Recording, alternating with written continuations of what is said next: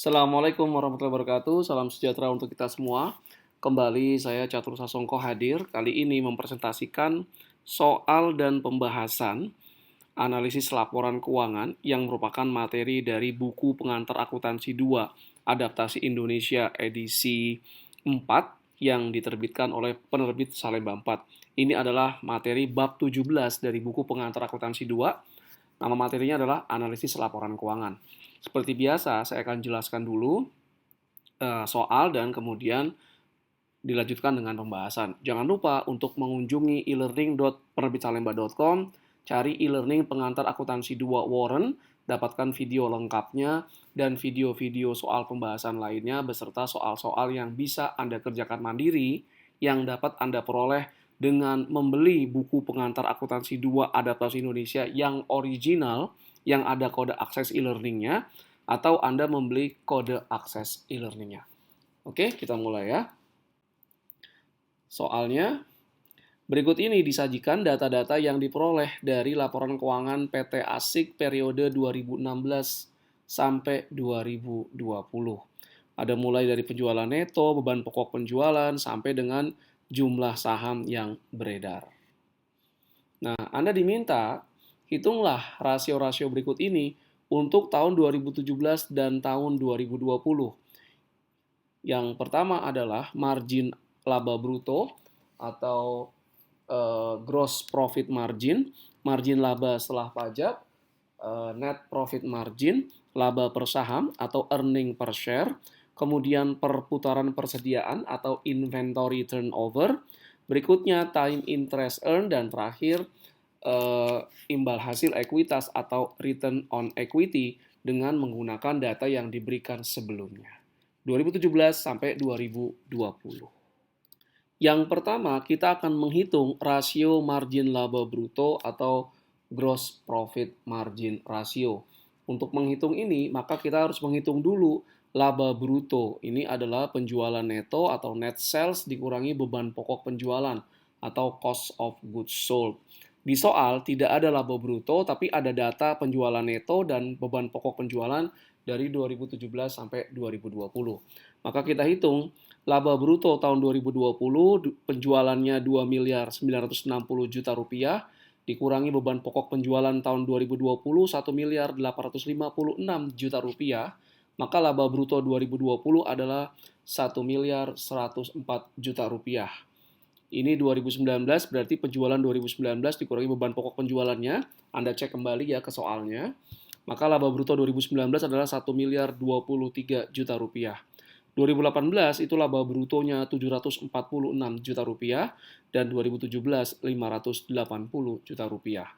Nah, setelah kita menghitung laba bruto 2017 sampai 2020, maka kita bisa menghitung rasio margin laba bruto. Formulanya adalah laba bruto dibagi dengan penjualan neto. Tahun 2020, laba brutonya 1 miliar 104 juta rupiah, adapun penjualan netonya 2 miliar 960 juta rupiah. Maka rasio margin laba bruto tahun 2020 adalah 37,3%. 2019 laba bruto 1 miliar 23 juta rupiah dibagi penjualan netonya 2 miliar 519 juta rupiah, maka rasio margin laba bruto 2019 adalah 40,61. 2018 38,57% dan 2017 36,55%. Nah, rasio margin laba bruto ini memperlihatkan efisiensi dalam penanganan beban pokok penjualan. Kalau perusahaan manufaktur berarti efisiensi dalam hal biaya bahan baku, kemudian biaya tenaga kerja langsung, dan biaya overhead. Kalau dia perusahaan dagang, ini berarti efisiensi dalam pembelian dan penjualan barang dagang. Semakin tinggi rasio margin laba bruto, maka semakin efisien perusahaan dalam penanganan beban pokok penjualannya. Nah, kalau kita lihat dari sini, dari 2017 sampai 2019 itu mengalami peningkatan, tapi kemudian terjadi penurunan di tahun 2020 yang mungkin disebabkan adanya kenaikan harga pada bahan baku, tenaga kerja, maupun overhead atau kenaikan pada biaya pembelian barang dagang. Oke. Lanjut rasio margin laba setelah pajak atau net profit margin ratio. Formulanya adalah laba setelah pajak dibagi dengan penjualan neto. Nah, ini datanya dari soal sudah ada ya, cek kembali soalnya. Tahun 2020, laba setelah pajaknya 211 juta rupiah, adapun penjualan netonya 2 miliar 960 juta rupiah. Maka tahun 2020, rasio margin laba setelah pajaknya adalah 7,13%. 2019, laba setelah pajaknya 230 juta rupiah, adapun penjualan netonya 2 miliar 519 rupiah, 19 juta rupiah, maka kita dapat margin laba setelah pajaknya 2019 9,13%. 2018 7,5 dan 2017 6,18. Nah, semakin tinggi rasio margin laba setelah pajak, umumnya semakin baik perusahaan. Semakin tinggi rasio ini, diasumsikan perusahaan dapat melakukan efisiensi di beban pokok penjualan maupun di beban operasinya, beban penjualan dan beban administrasi, dan beban lain-lain. Nah, dalam kasus ini, terjadi peningkatan dari 2017 ke 2019, ya, dari 6,18, 7,5, dan 9,13, tapi terjadi penurunan di tahun 2020, terjadi karena tadi margin laba brutonya pun juga tahun 2020 lebih rendah dibandingkan 2019. Nah, ini harus dianalisis faktor apa yang membuat perusahaan mengalami penurunan terhadap rasio margin laba bruto. Ini biasanya akan ke muaranya adalah ke arah efisiensi perusahaan, efisiensi di beban pokok penjualan, kalau dia manufaktur dari biaya produksi, ataupun efisiensi dari beban operasi atau operating expense ataupun OPEX gitu ya. Nah, itu dia. Berikutnya adalah laba per saham atau juga disebut earning per share. Berapa laba yang dihasilkan dari setiap satu lembar saham biasa, ya, atau ordinary shares. Formulanya adalah laba setelah pajak dibagi dengan jumlah saham beredar. Nah, memang sebetulnya formula lebih detailnya adalah laba setelah pajak dibagi dengan jumlah saham beredar yang outstanding ya. Weighted average yang beredar. Cuma data yang hanya ada jumlah saham yang beredar. Nah, tahun 2020 itu laba setelah pajaknya 211 juta rupiah, adapun jumlah saham beredarnya adalah 144 juta rupiah, maka laba per sahamnya adalah 1,47 per saham. Tahun 2021, laba setelah pajaknya 230 juta rupiah, adapun jumlah saham beredarnya 142 juta rupiah, maka laba per saham di tahun 2019 adalah 1,62. 2018 1,02, sedangkan 2019 0,70. Semakin tinggi laba per saham, maka umumnya lebih baik ya, diinginkan oleh para investor. Nah, sekali lagi terjadi peningkatan dari 2017 ke 2019 ya. Dari 2017 ke 2019 naik lebih dari 2 kali ya, tapi terjadi penurunan sedikit di 2020. Hal ini terjadi karena ada penurunan dalam laba tahun berjalan di 2020 dibandingkan 2019, meskipun terjadi kenaikan pada jumlah saham yang beredar di tahun 2020. Maka untuk meningkatkan laba per sahamnya, perusahaan harus meningkatkan laba dengan cara meningkatkan penjualan dan melakukan efisiensi dari kegiatan usahanya. Berikutnya kita masuk ke rasio perputaran persediaan. Nah, untuk menghitung rasio perputaran persediaan, kita memerlukan data persediaan rata-rata. Nah, persediaan rata-rata 2020 adalah persediaan rata-rata 2020 ditambah persediaan rata-rata tahun sebelumnya 2019 terus dibagi 2. 2020 persediaan itu 366 juta rupiah, sedangkan 2019 adalah 314 juta rupiah. Maka rata-ratanya adalah 340 juta rupiah. Nah, persediaan rata-rata 2019 berarti persediaan rata-rata 2019 ditambah persediaan rata-rata 2018, tahun sebelumnya ya selalu. Nah, 2019 itu persediaannya 314 juta rupiah, adapun 2018 adalah 247 juta rupiah. Dibagi 2, maka persediaan rata-rata 2019 adalah 280 juta 500 ribu rupiah. Untuk 2018 itu 245 juta rupiah, dan untuk 2017 adalah 218 juta rupiah. Nah, Formula dari rasio perputaran persediaan adalah cost of goods sold atau beban pokok penjualan dibagi dengan persediaan rata-rata yang ada di slide sebelumnya. Nah, perputaran persediaan 2020 adalah beban pokok penjualannya atau cost of goods sold-nya 1.856 juta rupiah dibagi persediaan rata-rata di 2020 adalah 340 juta rupiah.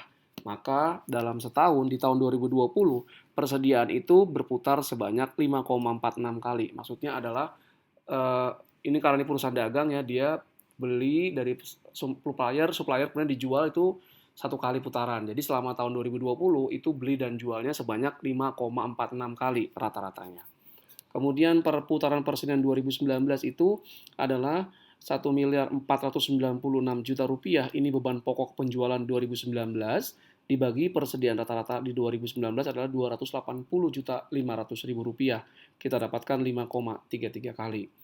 Nah, 2018 4,85 kali, 2017 4,62 kali. Coba Anda hitung ya, betul nggak 4,85 sama 4,62? Nah, terjadi peningkatan dalam perputaran persediaan dari tahun 2017 sampai 2020. Nah, ini mengindikasikan adanya efisiensi dalam pengelolaan persediaan perusahaan. Semakin efisien perusahaan mengelola persediaannya, maka hasilnya akan semakin disukai. Berikutnya adalah rasio time interest earn. Berapa kali laba operasi atau operating income ya. Ini bisa kita dekati karena datanya hanya ada laba operasi yang ada ya. Kalau sebetulnya formulanya adalah earning before interest and tax dibagi dengan interest. Nah, karena adanya hanya laba operasi, maka kita bisa mencari formulanya time interest earn adalah laba operasi dibagi dengan beban bunga. Sebetulnya ini tidak hanya beban bunga. Beban bunga kan yang munculnya di laporan laba rugi, termasuk bayar bunga yang dikapitalisasi yang kelihatannya itu di aset ya. Itu juga dimasukkan sebetulnya formula idealnya. Tapi data yang ada kita hanya punya laba operasi dan hanya beban bunga dari laporan laba rugi. Nah, rasio ini memperlihatkan berapa kali laba operasi dibandingkan dengan beban bunganya. Semakin tinggi, maka semakin baik karena profit untuk pemegang saham juga semakin tinggi dan kreditur melihat ini adalah salah satu rasio yang memperlihatkan kemampuan perusahaan membayar hutangnya. Semakin tinggi rasio ini, maka kreditur merasa semakin aman bahwa perusahaan atau debiturnya bisa membayar hutangnya bunga maupun pokok saat jatuh tempo. Nah, time interest earn 2020 itu laba operasi perusahaan ini adalah 340 juta rupiah dibagi dengan beban bunganya 4 juta ya, 85 kali. Nah, ini memang sangat kecil sekali beban bunganya karena perusahaan lebih banyak menggunakan ekuitas dalam pendanaannya. 85 kali sangat kuat berarti. Kemudian time interest on 2019, laba operasi 2019 371 juta rupiah, adapun beban bunganya adalah 4 juta rupiah. Maka 92,75 kali. 2018 237 kali dan 2017 54,33 kali. Nah, ini semakin terjadi peningkatan tapi ada penurunan di 2020. Namun angkanya masih tinggi. Rasio berikutnya adalah menghitung rasio return on equity atau imbal hasil untuk pemegang saham biasa. Untuk menghitung return on equity, kita harus mencari dulu ekuitas rata-rata. Nah, ekuitas rata-rata tahun 2020 adalah ini jumlah ekuitas tahun 2020 ditambah dengan ekuitas tahun 2019. Nah, 2020 ekuitasnya 888 juta rupiah, 2019 678 juta rupiah, kemudian kita bagi dua, maka ekuitas rata-rata 2020 adalah 783 juta rupiah. Berikutnya ekuitas rata-rata 2019, ini berarti ekuitas tahun 2019 ditambah ekuitas tahun 2018 dibagi 2. 2019 678 juta rupiah, adapun 2018 adalah 466 juta rupiah, maka ekuitas rata-rata 2019 adalah 572 juta rupiah. 2018 itu 402 juta rupiah, adapun 2017 adalah 307 juta rupiah. Nah, formula dari return on equity adalah laba setelah pajak dibagi dengan jumlah ekuitas. Maka ROI 2020, laba setelah pajak 2020 211 juta dibagi dengan rata-rata ekuitas 2020 783 juta rupiah. Dapat 26,95%. 2019 laba setelah pajaknya 230 juta rupiah dibagi jumlah ekuitas rata-rata 2019 adalah 572 juta rupiah, 40,2%. 2018 36 dan 2017 31,92. Ini adalah imbal hasil untuk pemegang saham. Nah, semakin tinggi itu semakin disukai.